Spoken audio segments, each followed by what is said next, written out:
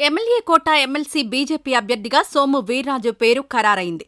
Andhra Pradesh NDA MLC అభ్యర్థిగా BJP తరపున సోము వీర్రాజు పేరును అధిష్టానం ఖరారు చేసింది. గతంలో కూడా సోము వీర్రాజు ఎమ్మెల్సీగా పనిచేశారు.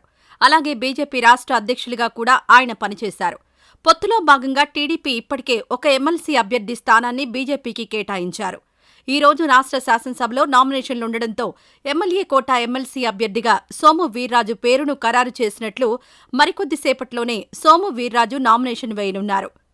తద్వారా గత ఎన్నికల టైం నుంచి పార్టీలో కొనసాగుతున్న లుకలుకలకు అధిష్టానం చెక్ పెట్టే ప్రయత్నం చేస్తుంది. ఏపీ అసెంబ్లీ ఎన్నికల టైంలో చంద్రబాబు తన మార్క్ రాజకీయం నడిపించారు.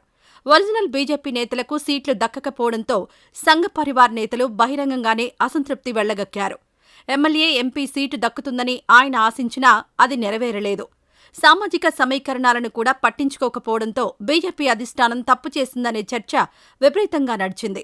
అయితే ఆ తప్పును వీర్రాజు ఎంపిక ద్వారా అధిష్టానం ఇప్పుడు సరిదిద్దుకున్నట్లు కనిపిస్తోంది. తొలుత ప్రచారంలో చాలామంది పేర్లు వినిపించినప్పటికీ సోము వీర్రాజు వైపే అధిష్టానం మొగ్గు చూపింది. సీనియారిటీకి ప్రాధాన్యత ఇవ్వడంతో పాటు పవర్ బ్యాలెన్స్ చేసేందుకు ఆయన సామాజిక వర్గాన్ని కూడా పరిగణలోకి తీసుకున్నట్లు సమాచారం.